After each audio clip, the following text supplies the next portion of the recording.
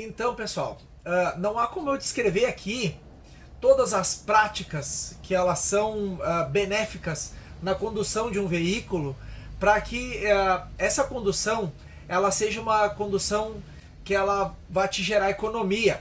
As variáveis são muitas, mas eu posso te descrever algumas delas, alguns cuidados que quem estiver dirigindo, o transportador ou o motorista que estiver trabalhando no veículo, o que ele pode cuidar para que ele possa gerar economia e que ele possa conduzir o veículo de uma forma que vai preservar a manutenção desse veículo.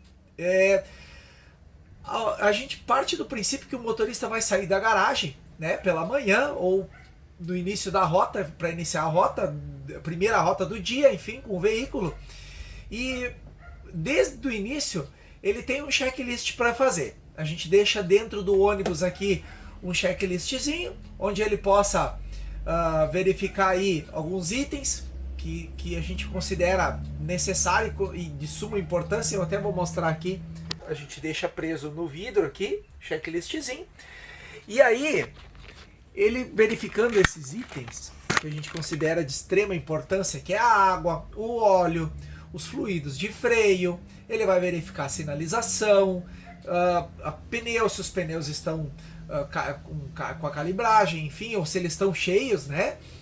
E eles vão verificar também o estado de limpeza do veículo, se o veículo está limpo, ele está prontinho para fazer o trabalho dele. Então, depois que ele avaliou tudo isso, que ele deu fez essa primeira verificação, ao sair da garagem, uma das coisas que a gente determina é que ele primeiro deixa o veículo funcionando por no mínimo 1 minuto ou 2, até que o óleo faça o movimento, lubrifique todo o motor e ele possa sair tranquilamente. Ele saindo com o veículo engrenado numa marcha lenta, ele vai andar um quarteirão, meio quarteirão aqui, engrenado nessa marcha, a fim de que o óleo da caixa movimente e o óleo, quando ele entra em movimento, o óleo da caixa, ele dá ele sofre a gente chama de, ele afina um pouquinho, né? Então ele acaba conseguindo fazer uma melhor lubrificação em alguns componentes da caixa. Então a gente pede para que o motorista saia nessa primeira marcha lenta e engrenada e devagar, né, de uma forma suave, e depois sim ele vai fazer as marchas, vai fazer a mudança de marchas conforme for necessário. Um outro item muito importante que a gente sabe que gera uma manutenção no veículo, uma manutenção, e ela é cara, enfim, alguns motoristas eles têm o costume de andar com o pé em cima do pedal da embreagem. O pé em cima do pedal da embreagem, ele acaba, por pouco que seja, ele acaba fazendo um desgaste nesse sistema da embreagem. Quando você coloca o pé em cima, por ele ter um acionamento hidráulico e você de repente não sente que isso pode estar fazendo efeito, mas lá ele está atuando minimamente na embreagem e ela está trabalhando de forma errada, ela está sofrendo um desgaste desnecessário. Então, sempre que você não estiver usando a embreagem, tira o pé de cima e não use o pé em cima da embreagem para descer morro, para nada. A embreagem é só utilizada para o arranque e para a parada. Não precisa, depois o pé tem que sair de cima do pedal da embreagem. Uma questão que ela é ligada tanto na manutenção, economia do veículo, quanto para a segurança, é as subidas e descidas de morro, de aclive, declive, enfim. Sempre que você for subir um morro, sempre que o motorista estiver subindo um morro forte, o que a gente determina aqui? O motorista precisa verificar se ele vai conseguir subir naquela marcha, né, na marcha que ele está engrenado, principalmente se for um morro bem forte. Se for morro, um aclive que não é que ele não é muito acentuado, até tudo bem, não tem problema nenhum você fazer troca de marcha. Mas quando é um aclive muito acentuado, tem problema, você vai deixar para fazer a troca de marcha. Você engrenou uma segunda marcha, está subindo o aclive, chegou lá em cima, não conseguiu manter a segunda marcha, vai ter que subir para uma primeira, né, voltar para uma primeira marcha. Aí muitas vezes o motorista acaba errando, soqueando, então isso pode causar dano na caixa de engrenagens, nas crosetas, pode causar dano no diferencial e ponta de eixo e uma série de outros itens da manutenção, da mecânica do veículo, que ele acaba sofrendo um impacto muito forte. Então sempre que vai fazer uma subida, verifica primeiro qual é a marcha que é possível subir esse morro e já engrena ele desde o início, faz toda a subida tranquilamente, com segurança. Da mesma forma, nos declives, nas descidas, a gente sabe que muitos motoristas, e eu vejo aqui às vezes motoristas experientes que chegam para andar, para rodar com o veículo, motorista que já trabalhou com caminhão, que trabalhou com ônibus, e eles vão descer um morro, uma descida, um declive, e descem desengrenado, com o veículo desengrenado, ou numa engrenagem, deixa lá numa terceira marcha, onde o veículo está sobrando o motor.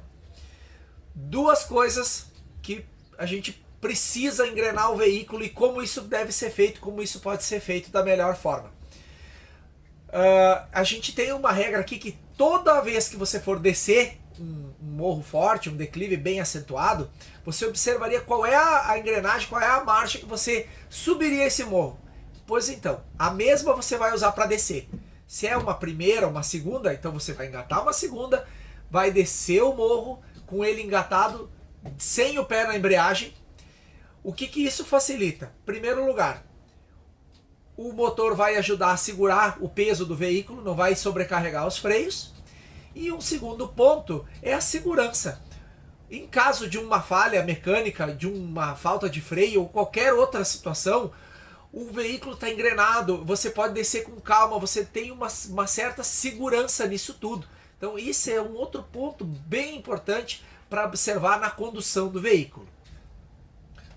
Uma condução suave do veículo, onde você faça trocas de marcha, que o veículo não sinta o impacto, os passageiros não soqueiem, não fazer conversões, onde o veículo possa fazer de forma tranquila e que os passageiros também não sintam. Também, além da segurança, você preserva a manutenção desse veículo, não vai forçar esse veículo. Um outro detalhe que é muito importante, eu vejo também motoristas experientes fazendo isso, e também vejo até proprietários de veículos fazendo, que a gente acho que muitas vezes eles acabam não percebendo ou não sabendo que isso é um problema para a própria ferramenta de trabalho deles, em locais de manobra. O transporte escolar é um serviço que demanda bastante manobras. Muitas vezes os transportadores precisam pegar o aluno lá na frente de casa, e para ele entrar e fazer a manobra na frente da casa, muitas vezes ele vai manobrar o veículo com o veículo parado. O que isso acontece? Quando ele vira o volante com o veículo parado, ele está gerando um desgaste acima da média nos pneus, pois os pneus eles estão parados e está tendo um atrito direto com o chão. Isso ele causa um desgaste, ele deforma o pneu ali naquele local toda vez que fizer isso. Uma outra malefício que isso causa é no setor de direção. Afinal, o veículo, a direção, ela facilita. Lógico, é hidráulico, tem bastante força, às vezes a direção é leve, você vai conseguir virar tranquilamente, mas a sobrecarga nesse sistema de direção, ela é muito grande. Então fazer isso com o veículo parado causa um desgaste desnecessário nos pneus, no setor de direção. Quando você fizer isso, se você modificar, se você fizer isso de forma que o veículo esteja andando, mesmo que pouco, um pequeno movimento, em pequenos movimentos, você vai facilitar e impedir o desgaste dos pneus e tirar a sobrecarga do setor de direção, da parte hidráulica desse veículo.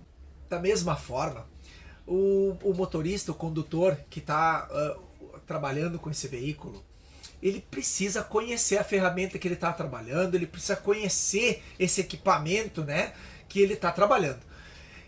O motorista conhecer os indicadores de painel, as luzes de indicação, o que isso representa, é uma parte que muitas vezes ele pode evitar um problema muito mais sério, muito mais grave. O painel dos veículos, cada vez mais eles estão bem sofisticados, né? E tem uma série de indicadores ali. Cada vez mais os sistemas eletrônicos eles podem controlar pressão de óleo, temperatura, injeção, uma série de coisas. E é muito legal que o condutor conheça isso, saiba o que está se passando. Muitas vezes alguma luz do painel acende e ele não sabe o que é. Então é importante que ele saiba algumas determinações, algumas coisas que o painel está indicando para ele, que as luzes estão indicando para ele, esses indicadores, para que ele possa se certificar de que ele pode continuar a rota ou que ele precisa parar para preservar a parte mecânica ou alguma falha mecânica grave no veículo. Isso depende de cada região, mas existem regiões que elas têm bastante lombadas, quebra-molas, como são chamados, e esses quebra-molas, na hora de se passar por cima deles, na hora de cruzar por eles, eles têm que ter alguns cuidados também. Você passar com o veículo engrenado e deixar ele soquear, também pode causar um dano na caixa, em diferencial e outras partes mecânicas do veículo. Então, sempre que for passar suave, né, e não deixar o veículo sofrer. As molas também podem sofrer com esse impacto. Então, sempre que for passar um quebra-mola, passe suave, tranquilo, desvia desviando buracos, porque muitas quebras de molas e a parte de suspensão, o motorista acaba, o condutor acaba passando por cima de buracos, por cima de pedras e acaba danificando suspensão, a parte hidráulica e inclusive os pneus do veículo. Assim como é importante verificar a pressão dos pneus para que a malha de aço ela não danifique. Ter cuidados ao passar por cima de pedras, manobrar e bater o pneu no meio fio. Esses são alguns cuidados que permitem a você cuidar da vida útil do seu pneu.